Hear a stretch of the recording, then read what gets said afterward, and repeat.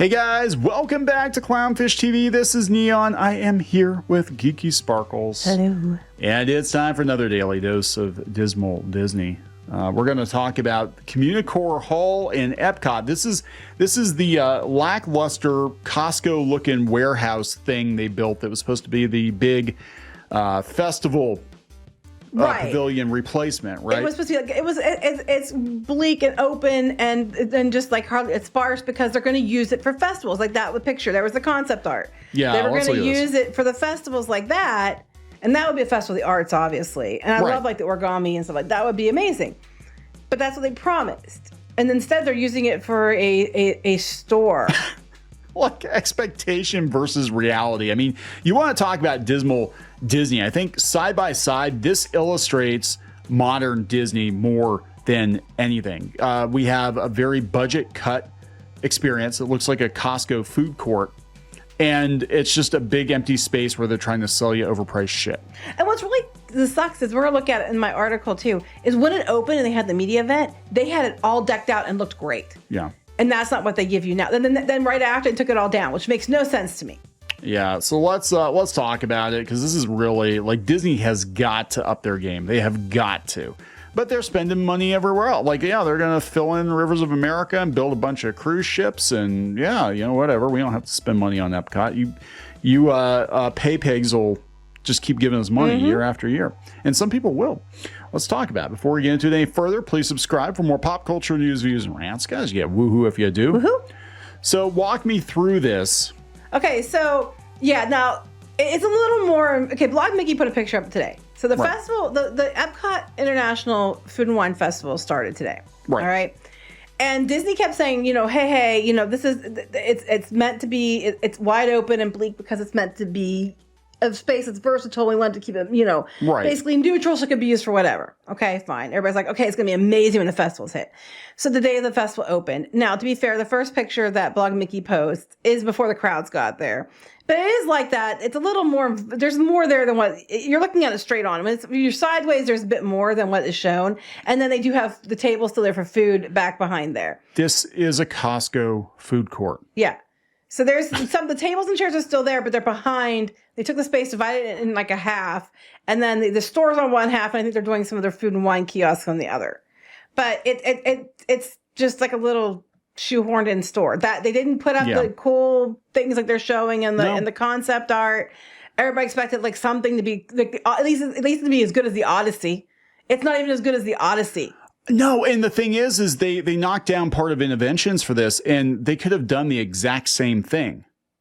Yeah. In Interventions. They had a big empty hallway that they could have used. They shut down Communicore Hall for a few days to prep it for the festival. So people were expecting them to be something awesome, and that's what they added. This is a store. Now, like, you can't really see it from looking head on, but it does go back with a lot of merchandise on those shelves behind the mannequin in the orange shirt. More so than that's Run Disney. Well, that's what BioReconstruct, who actually, if you want really good pictures of construction at Disney and Universal, follow him. He's really, really good. But he said, yeah, compare the presentation quality of a 3 or 4 day Run Disney Expo to a store that will operate for months in Communicore Hall. Yeah, that's a valid point. Like that's an excellent point. They put more into Run Disney, and that's what it looks like to me. It looks very temporary. It kind of reminds me of when they were doing construction at Caribbean Beach, and everything was like intense and just very, very, very temporary. And well, it's not good. Like you can see a better shot there. Yeah, but that's still not good. This. And all those people waiting are just waiting to check out.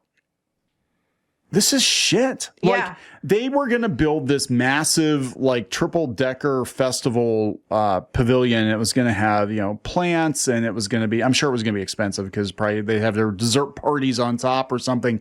But that was impressive. And people were like, okay, go ahead and knock down part of Interventions, you know, whatever. And this is what we get. This is worse. Now, if you go out to my article, which I did about it earlier, scroll down through the comments. We're going to go down here, go to the bottom. It's almost at the bottom.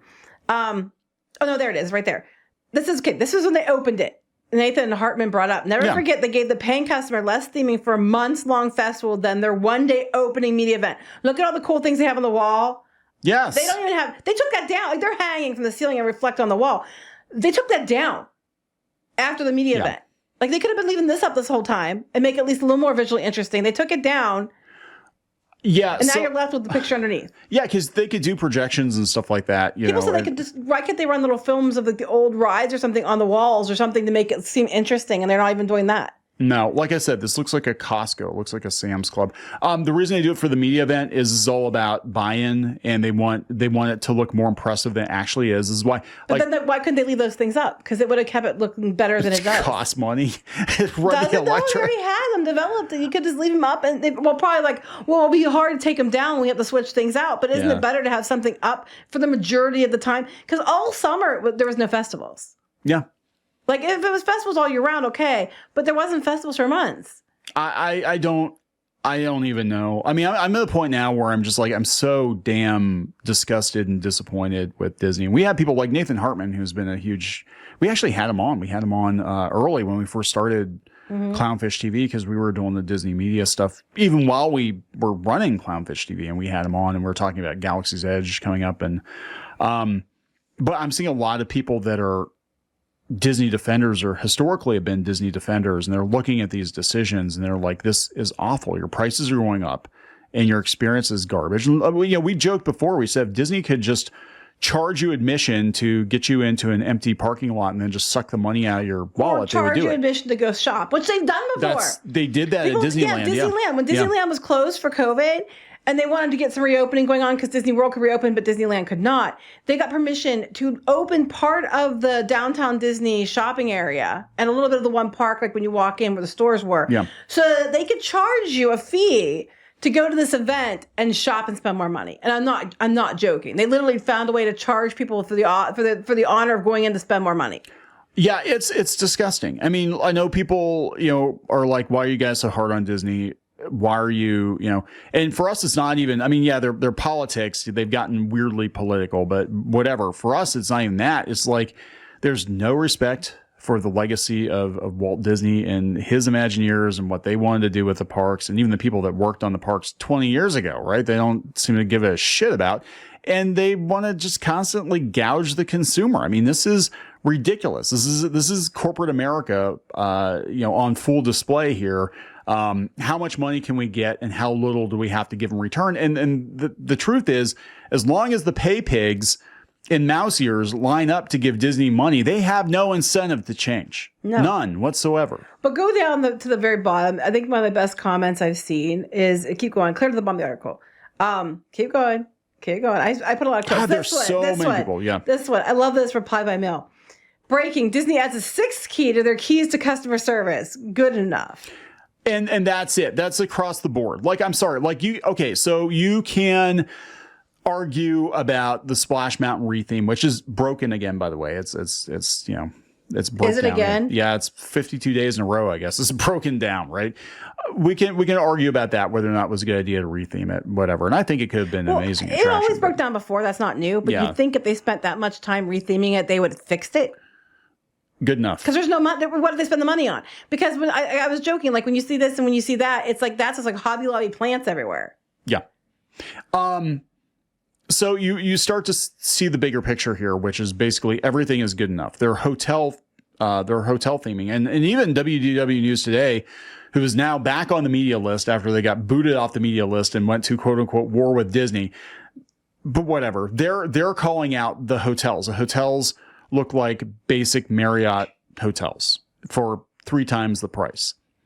And it used to be that you paid that extra for theming. They're taking away perks like the Magic Express. Right. It's less for more. The Disney difference now means less for more. Yeah, that's exactly it. And this is why it's so disgusting. Because I mean, I understand charging more if it costs more to run your parks. If you're going to pass that on to your cast members who bust their ass, if you're going to create new attractions that cost a lot of money, if you're going to plus everything, as Walt said, you need to plus it. You can't downgrade.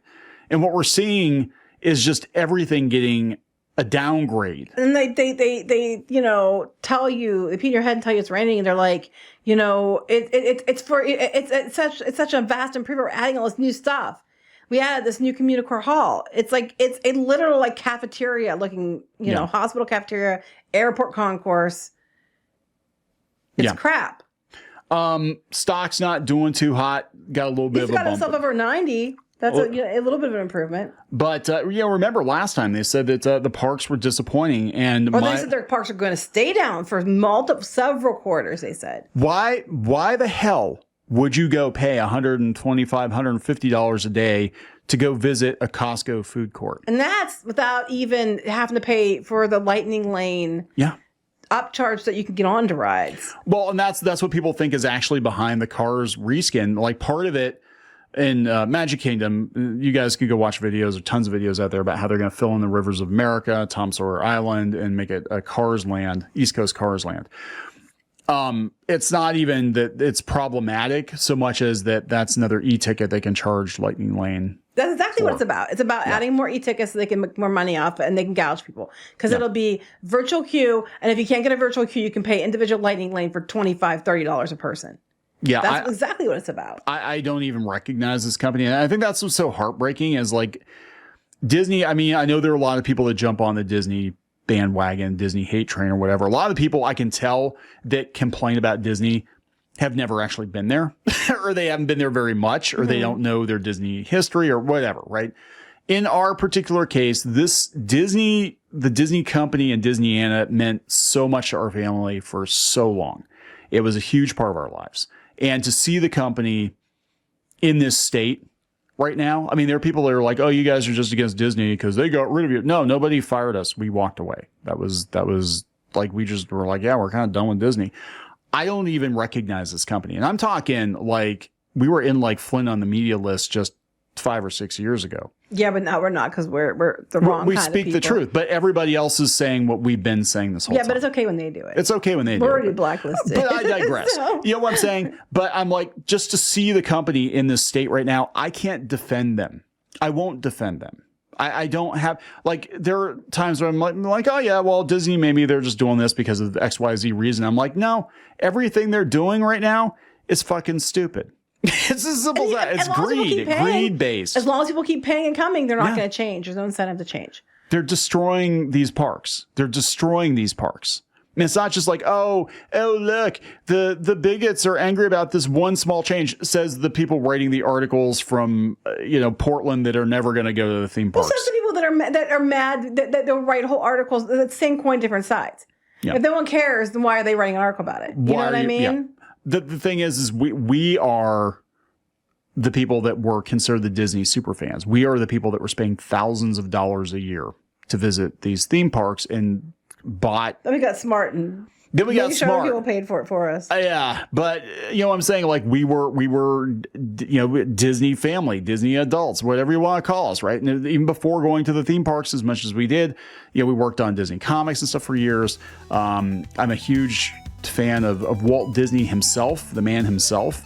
And I know Geeky wanted to work. Alt-right Yahtzee. You were alt-right Yahtzees. Geeky wanted to work for Disney. You're actually. I wanted to be an animator. Yeah, she wanted to be an animator, and glad I didn't.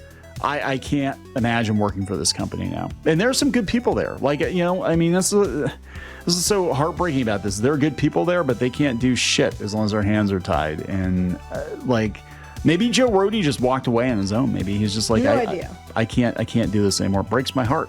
Anyway, we're not gonna let them fix the Yeti, that's for sure. That's for damn sure. They'll just take the Yeti out and they'll just put another little empty storefront up there. Like, oh hey guys, we're gonna shut the ride down. You just go shop. No, they're just gonna turn it into something and it won't matter. Oh, God, we're gonna wrap this up. Yep. It's depressing. Please subscribe for more pop culture news, views, and rants. We'll talk later. Bye.